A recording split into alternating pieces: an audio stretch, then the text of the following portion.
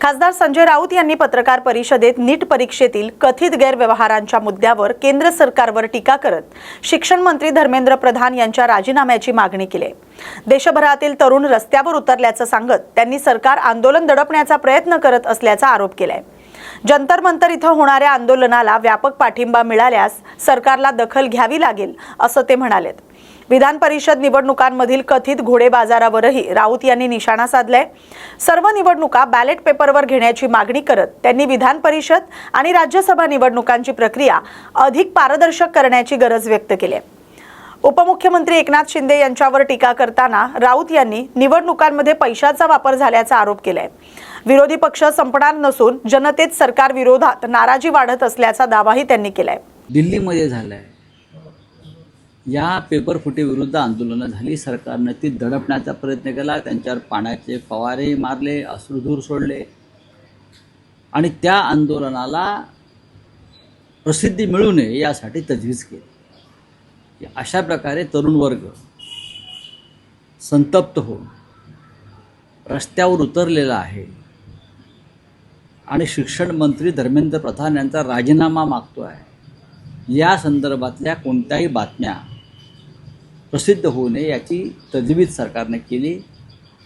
त्यासाठी माध्यमांवर दबाव आलेले आहेत, हे मी स्वतः पाहतो आहे। आता हा जो काही कॉकरोच जनता पार्टी आणि त्याचे संस्थापक अभिजित दिपके हे येऊन त्या विषयावर ते आंदोलन करणार आहेत जंतर मंतरला, असं आम्ही वाचतोय आणि ऐकतोय। अर्थात जर ते आंदोलन यशस्वी झालं आणि त्यात मोठ्या संख्येनं तरुण वर्ग उतरला तर सरकारला त्याची दखल घ्यावीच लागेल। आताही घ्यावी लागेल, जेव्हा पार्लमेंट सुरू होईल तेव्हाही ती घ्यावी लागेल। पण माझ्या माहितीनुसार हे आंदोलन यशस्वी होऊ नये, तरुणांनी तिथे पोहोचू नये यासाठी सरकार अत्यंत गोपनीयरित्या दबावाचं तंत्र अवलंबत आहे। जंतर मंतरच्या परिसरात मोठ्या प्रमाणामध्ये पोलीस फोर्स आहे आणि तरुणांनी तिकडे पोहोचू नये प्रत्यक्ष आंदोलनस्थळी, यासाठी पोलिसांना विशेष जबाबदारी देण्यात आली आहे। आंदोलनाचं यश तुम्ही कशावर मानता?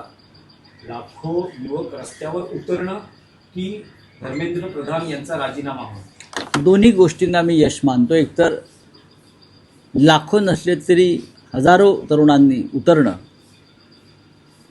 आणि त्यानंतर धर्मेंद्र प्रधान यांचा राजीनामा होणं, या दोन्ही गोष्टी एकाच नाण्याच्या दोन बाजू आहेत। इतकं मोठं स्कॅन्डल होऊन हजारो तरुणांचं भविष्य त्यात फसलेलं आहे, तरीही जर नरेंद्र मोदी हे त्या मंत्र्याचा राजीनामा घेत नसतील तर तुम्हाला स्वच्छ प्रशासन, झिरो भ्रष्टाचार याविषयी बोलण्याचा कोणता अधिकार नाही।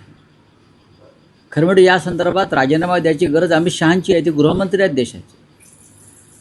हा पेपर लीक प्रकरण जसं शिक्षण खात्याशी संबंधित आहे तसं ते लॉ अँड ऑर्डर, गुन्हेगारी, शेवटी त्या CBI आलेला आहे ना।